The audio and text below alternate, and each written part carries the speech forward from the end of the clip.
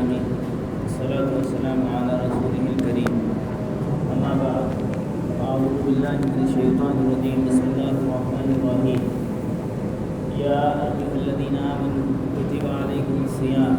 كما كتب على الذين من قبلكم لعلكم تتقون وقال النبي صلى الله عليه وسلم إذا كان أول ليلة من شهر رمضان صفدت الشياطين ومردت الجن وغلقت أبواب النار فلم يفتح منها باب وفتحت أبواب الجنة فلم يغلق منها باب إلى آخر الحديث. آگے تشریف لے آئیں بھائی، سنتوں کا وقت دیا جائے گا، آگے کی صفوں کو پر کر لیں. اللہ تبارک و تعالیٰ کی جانب سے اللہ اپنے فضل سے، عنایت سے، رحمت سے، بخشش سے، عطا سے اللہ جو مہینہ عطا فرما رہا ہے، دے رہا ہے، وہ ایک بہت بڑی نعمت ہے. جس نعمت کے لیے، جس فضل کے لیے اللہ کے رسول حضرت محمد صلی اللہ علیہ وسلم دعا کرتے تھے، اللہم بلغنا رمضان، اللہم بارک لنا فی شعبان، اللہم بارک لنا فی رجب و شعبان بلغنا رمضان. یہ آپ کی دعا رجب سے ہی شروع ہو جایا کرتی تھی کہ اللہ ہمارے رجب کے مہینے میں، شعبان کے مہینے میں برکت عطا فرما اور ہمیں رمضان کے مہینے تک پہنچا. اللہ کے رسول صلی اللہ علیہ وسلم کی پاکیزہ ذات، معصوم عن الخطا ذات بھی اس مہینے کے فضل، اس مہینے کی برکتوں اور اس مہینے کے حاصل ہونے کے لیے حضور اکرم صلی اللہ علیہ وسلم جیسی بابرکت پاکیزہ ذات بھی دعا کرتی ہو، تو اس مہینے کی قدر و قیمت کو، اہمیت کو یہ عمل آپ صلی اللہ علیہ وسلم کا بیان کرنے والا ہے. رہی بات رمضان کا مہینہ، کچھ لوگوں کے لیے بہت کچھ ایسی تعداد ہے جس کے لیے یہ رمضان کا مہینہ خیر ہے، بھلائی ہے، بہتری، اور ایک تعداد وہ ہے جو رمضان کا مہینہ، یہی رمضان کا مہینہ خود بخشش والا ہونے کے باوجود یہ زحمت کا، گناہوں کا اور گویا اللہ کے عذاب کو مول لینے کا مہینہ بن جاتا ہے. جو شخص اللہ کا فرما بردار جو بھی شخص ہیں اور جو بھی لوگ ہیں، جو بھی اللہ کے رسول صلی اللہ علیہ وسلم کی اہمیت، اللہ کے رسول کی شریعت اور اللہ کے رسول کی سنتوں کو اہمیت دیتے ہیں کسی نہ کسی درجے سے، اگرچہ زندگی عملی اعتبار سے کمتر ہے، تو ان کے لیے یہ مہینہ رحمت و بخشش ہے کہ ان کے اندر کچھ نہ کچھ احترام باقی ہے. اور جن کے اندر پہلے بھی احترام نہیں تھا، رمضان کے پہلے سے بھی اللہ کے رسول صلی اللہ علیہ وسلم کے دین کا کوئی پاس و لحاظ نہیں تھا، اور رمضان کے آنے کے بعد بھی کوئی پاس و لحاظ نہیں ہے، رمضان کے آنے کے وقت میں بھی کوئی نیت نہیں ہے کہ ہم اپنی زندگیوں کو بدلیں گے،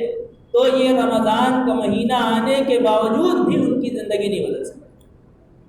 چاہے وہ رمضان اپنے اندر ایک برکت کا مہینہ اور برکتوں اور رحمتوں اور نزول کا مہینہ مانا جاتا ہو، لیکن ان کے حق میں جو پہلے بھی اس کے بے قدر تھے، ناقدر تھے، اور بعد میں بھی اس کے ناقدرے ہیں، اور قدر ان کے اس مہینے کے آنے کے بعد بھی نہیں کی اور نیت بھی نہیں کی اس کی قدر و اہمیت کی، تو ان کے لیے یہ مہینہ برکت والا، بخشش والا نہیں. اللہ کے رسول صلی اللہ علیہ وسلم نے شعبان کے آخر میں خطبہ دیا اور فرمایا، یا ایھا الناس قد اظلکم شہر عظیم شہر مبارک. اے لوگوں، تم پر ایک مہینہ ایسا آ رہا ہے جو ایک بڑا مہینہ ہے، شہر مبارک، ایک مبارک مہینہ ہے. اللہ تبارک و تعالیٰ نے اس مبارک مہینے میں تمہارے لیے کیا رکھا؟ شہر فیہ لیلۃ خیر من الف شہر. اللہ نے اسی مہینے کے اندر ایک رات رکھی ہے جو 1000 مہینوں سے افضل ہے. آگے آپ نے فرمایا، اللہ کے رسول صلی اللہ علیہ وسلم نے، من تقرب فیہ بخصلۃ من الخیر کان کمن ادى فریضۃ فیما سواه. جس نے اس مہینے کے اندر ایک نفلی امر، نفلی کام کو انجام دیا، اس کو اللہ ایک فرض ادا کرنے کے برابر اللہ تعالیٰ اجر عطا فرمائے۔ آگے فرمایا ومن ادا فریضۃً کان کمن ادا 70 فریضۃً فیما سواہ، جس نے اس مہینے کے اندر ایک فرض انجام دیا، اللہ اس کے علاوہ کے جو 70 فرائض ہیں ان 70 فرض ادا کرنا کا ثواب اللہ تعالیٰ عطا۔ لیکن اس کا یہ مطلب نہیں ہے کہ گزرے زمانے میں جو نمازیں قضا ہو گئیں، گزرے زمانے میں جو روزے قضا ہو گئے وہ ادا ہو۔ اس کا یہ مطلب ہے کہ اللہ اجر تو عطا فرمائے گا، لیکن جو قضا کی ذمہ داری ہے، قضا عمری جسے کہا جاتا ہے، اور روزے جو گزرے ہوئے زمانے کے چھوٹے ہیں، اس کا یہ بدل نہیں ہو سکتا۔ اس کے لیے تو قضا انجام دی جائے گی، قضا کی جائے انجام دی جائے گی۔ دوسری جگہ اللہ کے رسول صلی اللہ علیہ وسلم نے روزوں کے متعلق فرمایا کہ الصوم جنۃ ما لم یفرقها، بیٹا خاموش ہو جاؤ یا باہر چلے جاؤ، پیچھے کے حصے میں جو لوگ چلا رہا ہے۔ آگے اللہ کے رسول صلی اللہ علیہ وسلم نے فرمایا الصوم جنۃ ما لم یفرقها، کہ روزہ یہ ڈھال ہے۔ اور دوسری روایت میں آپ نے فرمایا الصوم جنۃ یستجن بہ العبد من النار، کہ روزہ ڈھال ہے جس سے بندہ جہنم کی آگ سے اپنا بچاؤ۔ روزے کی فرضیت، روزے کی فرضیت میں سیرت لکھنے والوں نے، مورخین نے، تاریخ لکھنے والوں نے لکھا ہے کہ ہجرت کے دوسرے سال اللہ کے رسول صلی اللہ علیہ وسلم کی امت پر، اللہ کے رسول صلی اللہ علیہ وسلم پر روزے فرض کیے گئے۔ روزے فرض کیے گئے۔ روزے فرض کرنے کا سب سے اہم امر اس مہینے کا یہ ہے کہ اللہ نے اس مہینے میں قرآن پاک کا نزول فرمایا، جیسے شہر رمضان الذی انزل فیہ القرآن ھدی للناس وبینات من الھدی والفرقان، یہ رمضان کا مہینہ، شہر رمضان الذی، یہ رمضان کا مہینہ وہ ہے جس میں اللہ نے قرآن کو نازل فرمایا۔ ھدی للناس، یہ قرآن ہدایت ہے لوگوں کے لیے، وبینات من الھدی والفرقان، اور ہدایت کی واضح دلیلیں اس کے اندر ہیں، والفرقان، اور حق اور باطل کے درمیان، سچ اور جھوٹ کے درمیان، صحیح اور غلط کے درمیان فرق کرنے کی واضح دلیلیں اللہ نے قرآن پاک میں نازل فرمائی۔ وبینات من الھدی والفرقان فمن شہد منکم الشہر، جس کو اللہ رمضان کے مہینے کی اللہ توفیق عطا فرما دے، فلیصم، تو اس کو چاہیے کہ وہ روزہ رکھے۔ اور آگے فرمایا ومن کان مریضا، کوئی بیمار ہے اور یا سفر میں ہے تو وہ دوسرے وقت میں اس کی قضا کر سکتا۔ لیکن رمضان کے مہینے کے فرض، اس مہینے کے روزوں کی اہمیت اللہ کے رسول صلی اللہ علیہ وسلم نے دوسری روایت میں آپ نے بیان فرمائی کہ من افطر یوما من رمضان، کسی شخص نے رمضان کے کوئی دن بھی روزہ چھوڑ دیا، من غیر رخصت، بغیر کسی شرعی عذر کے، ولا مرض، بغیر کسی بیماری کے، لم یقضہ صوم الدہر کلہ، پوری زندگی روزہ رکھے، وإن صامہ، پوری زندگی روزہ رکھے، اس ایک روزہ چھوڑنے کی جو برکتیں ہیں وہ حاصل نہیں کر سکتا۔ قضا تو ادا کر لے گا، اس کی قضا تو پوری کر سکتا ہے بغیر عذر کے، رکھ چھوڑ دیا تو اس کی قضا تو پوری کر سکتا ہے لیکن برکتیں حاصل نہیں۔ ہاں کوئی معذور تھا، کوئی ایسا بیمار تھا جو روزہ رکھنے کے بالکل قابل نہیں تھا، یا کوئی شرعی عذر جو علماء سے آپ دریافت کریں کہ مجھے یہ عذر ہے، مجھے یہ عذر ہے، تو علماء آپ کو اس کی تحقیق، اس کا واضح مسئلہ بیان کریں گے، اس کے مطابق عمل کیا، اور اگر علماء نے کہہ دیا کہ ہاں بھائی آپ روزہ نہ رکھیں، گنجائش ہے، تو پھر اس وعید میں داخل نہیں۔ اللہ کے رسول صلی اللہ علیہ وسلم نے دوسری روایت میں آپ نے بیان فرمایا اذا کان اول لیلۃ من شہر رمضان، رمضان کے مہینے کی جب پہلی رات ہوتی، صفدت الشیاطین، اللہ تبارک و تعالی شیطانوں کو قید کر دیتا ہے، ومردۃ الجن، اور ان جنات کو بھی قید کر دیتا ہے جو سرکش ہیں، انسانوں کو گمراہ کرتے ہیں، انسانوں کو گمراہی میں، ضلالت میں کی طرف آمادہ کرتے ہیں، ان جنات کو بھی اللہ قید کر دیتا ہے۔ آگے فرمایا وَغُلِّقَتْ أَبْوَابُ النَّارِ، اللہ جہنم کے دروازوں کو بند کر دیتا، فَلَمْ يُفْتَحْ مِنْهَا بَابٌ، ان دروازوں میں سے کوئی بھی دروازہ نہیں کھلا۔ آگے فرمایا وَفُتِحَتْ أَبْوَابُ الْجَنَّةِ، اللہ جنت کے دروازوں کو کھول دیتا ہے، فلم یغلق منها باب، ان دروازوں میں سے کوئی بھی دروازہ بند نہیں ہوتا۔ آگے ہم جیسے گنہگاروں کے لیے اللہ کی طرف سے ایک منادی وینادی منادن، ایک پکارنے والا پکارتا ہے، یا باغی الخیر اقبل، اے خیر کو ڈھونڈنے والے، اے بھلائی کو طلب کرنے والے، اے نیکی کو طلب کرنے والے، اقبل، اب تو آگے بڑھ، ہلما، دوسری روایت میں ہلما، اب تو آگے بڑھ، آگے آ، آگے چل۔ اور آگے ویا باغی الشر ابصر،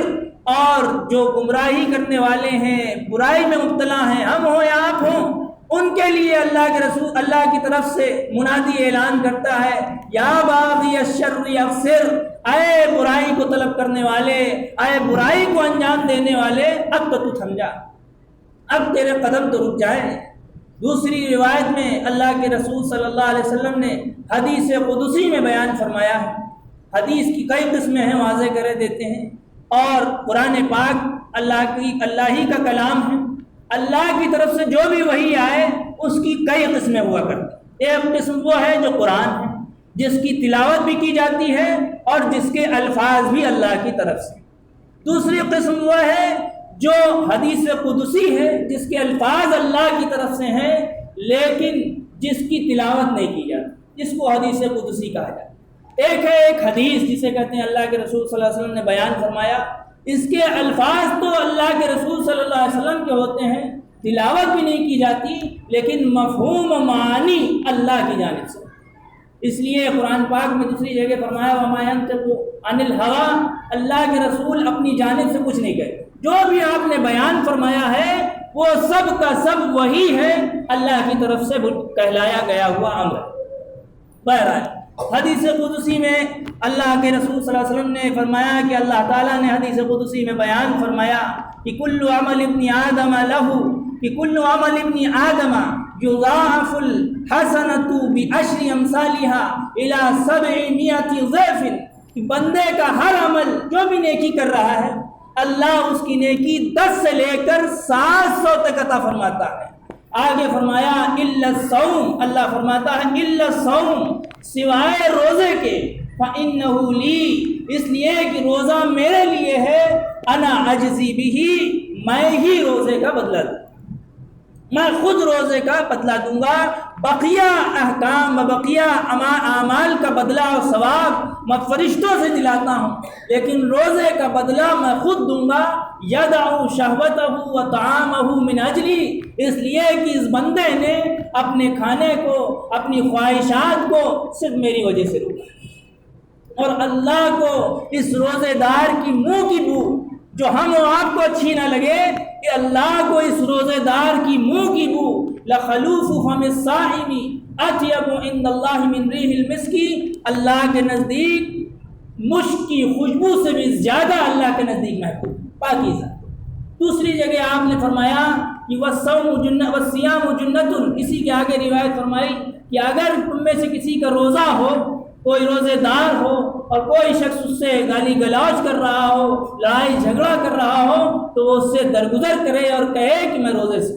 اسی میں آپ نے فرمایا فلا یرفث ولا یسخب، اس کو چاہیے کہ وہ فحش بیہودہ باتیں نہ کرے اور شور و شغف نہ کرے۔ اللہ کے رسول صلی اللہ علیہ وسلم کی روایات روزے کے لیے مختلف ہیں، حتیٰ کہ آپ نے بیان فرمایا کہ الصوم والقرآن یشفعان للعبد، کہ روزہ اور قرآن یہ دونوں بندے کے لیے سفارش کرتے ہیں۔ یقول القرآن یقول الصیام انی منعی ربی انی منعتہ الطعام والشہوات بالنہار، اے میرے رب میں نے اس کو کھانے سے اور خواہشات سے میں نے اس کو دن کے وقت میں روکے رکھا، فشفعنی فی، اے میرے رب میری شفاعت، میری سفارش، بخشش کی سفارش، معافی کی سفارش میری جانب سے اس کے لیے قبول کرے۔ وَيَقُولُ الْقُرْآنُ، قرآن کہتا ہے اے انی منعتہ النوم باللیل، اے میرے رب میں نے رات کے وقت اس کو سونے سے روکے رکھا، فشفعنی فیہ، اے اللہ اے میرے رب میری شفاعت اس کے لیے قبول فرمائی۔ دوسری جگہ اسی میں روایت ہے فیشفعانی، اللہ ان دونوں کی، روزے کی بھی اور قرآن کی بھی، اللہ دونوں کی سفارش اس بندے کے حق میں قبول فرمائے۔ دوسری جگہ اللہ کے رسول صلی اللہ علیہ وسلم نے روایت بیان فرمائی ہے رمضان کے مہینے کے متعلق، من صام رمضان ایمانا واحتسابا غفر له ما تقدم من ذنبه، کہ جس نے یقین کے ساتھ، اعتقاد کے ساتھ اور ثواب کی پختہ امید کے ساتھ روزوں کو انجام دیا، اللہ اس کے گزرے ہوئے گناہ، محدثین نے تو یہی فرمایا کہ صغیرہ گناہ، چھوٹے گناہ، اللہ اس کے گزرے چھوٹے صغیرہ گناہ معاف فرما دے۔ اور بعض محدثین نے فرمایا کہ اللہ کی رحمت سے کوئی بہت زیادہ امید کی جائے، انتہائی درجے کی امید کی جائے، وہ بھی کم ہے، اللہ اس کی برکت سے اس کے کبیرہ گناہوں کو بھی معاف کرنے پہ قادر۔ اور جب ایمان و احتساب کے ساتھ روزہ رکھے گا تو لا محالہ اس کے اندر توبہ کا جذبہ، اللہ کے آگے گڑ گڑانے کا جذبہ، رونے کا جذبہ پیدا ہوگا، تو یہ خود بخود اللہ سے اپنے گزرے ہوئے گناہوں پہ افسوس کرے گا اور یہ خود اللہ سے اپنے گناہوں کو معاف کرا دے گا۔ آگے فرمایا وَمَنْ قَامَ رَمَضَانَ ایمانا وَاحْتِسَابًا غُفِرَ لَهُ مَا تَقَدَّمَ مِنْ ذَنْبِهِ، جو رمضان کے مہینے میں راتوں کو جس نے تہجد کو انجام دیا، تراویح کو انجام دیا، نوافل کو انجام دیا، اللہ اس کے گزرے ہوئے زمانے کے جو گناہ ہیں اللہ ان کو معاف فرمائے۔ اس لیے اللہ نے جو موقع عنایت فرمایا ہے، اتنا عظیم مہینہ عنایت فرمایا ہے، اگر اس مہینے کی قدر و قیمت اور اہمیت کو ہم نے بھلا دیا اور جیسے غیر رمضان میں تھے ویسے ہی رمضان میں پڑے رہے اللہ کا لحاظ چھوڑ کر، تو ہم نے قرآن کی اس آیت کو بھلا دیا جس آیت میں اللہ نے فرمایا یا ایھا الذین آمنوا کتب علیکم الصیام کما کتب علی الذین من قبلکم لعلکم تتقون، روزہ تمہیں بھوکا مارنے کے لیے، پیاسا مارنے کے لیے، پریشان کرنے کے لیے، مصیبت میں ڈالنے کے لیے نہیں دیے، بلکہ اللہ نے فرمایا اے ایمان والوں تم پر روزے اسی طرح فرض کیے گئے جیسا گزری امتوں پہ فرض کیے گئے تھے، اس لیے نہیں کہ تم بھوکے، اللہ کو پسند ہے کہ تم بھوکے رہو، اللہ کو پسند ہے کہ تم پیاسے رہو، مقصد ہے لعلکم تتقون، تاکہ تمہارے اندر اللہ کا لحاظ آئے۔ صحابی رضی اللہ عنہ نے پوچھا کہ اللہ کے رسول صلی اللہ علیہ وسلم صحت کے سلسلے میں سوال کیا، اللہ کے رسول صلی اللہ علیہ وسلم نے فرمایا صوموا تصحوا، روزہ رکھو اللہ تمہیں صحت عنایت فرمائے۔ ہم میں سے ایک بڑی تعداد، آپ گزرے پیچھے سالوں میں چلے جائیں، پیچھے کے 2 سال 3 سال 4 سال، ان سال پیچھے سالوں میں جائیں، ان سالوں میں سب سے زیادہ روزے کو چھوڑنے والوں کی تعداد بڑھی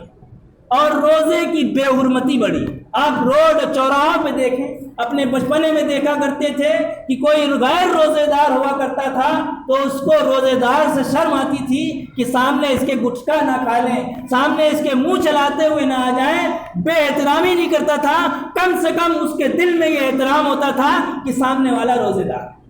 اور اس دور میں 4 سال 5 سال ادھر کے پیچھے کے سال میں جائیں، کھلم کھلا منہ کے اندر گٹکا ہے، چلتے پھرتے ہوٹل ہیں اور سامنے آدمی بریانی ہے، لچئی ہے، مختلف قسم کے کھانوں کو کھلم کھلا انجام دے رہا ہے اور یہ اللہ کے عذاب کو دعوت دے رہا ہے۔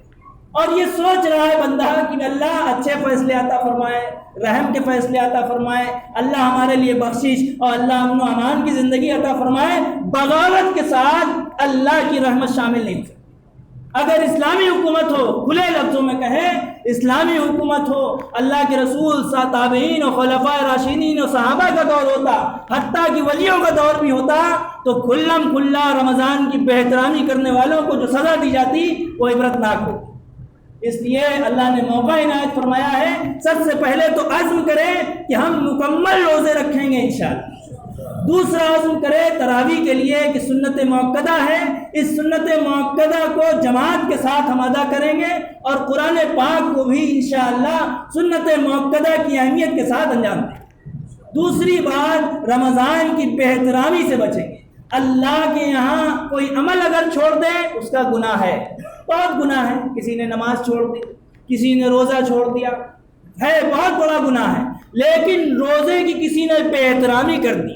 نماز کی کسی نے بے احترامی کر دی، کسی نے لفظ ہر ٹائم نماز ہی پڑھتے رہتے ہو، ہر وقت روزہ رکھے رہتے ہو، روزہ کیا رکھیں یار، پیٹ میں تکلیف ہوتی ہے، بیمار رہتے ہیں، بخار رہتا ہے، بھوکے رہتے ہیں، یہ بے احترامی کے لفظ اللہ کے یہاں سے عذاب کو اور زندگی کو برباد کرنے پہ گویا لانے کی ذریعہ ہوتا ہے۔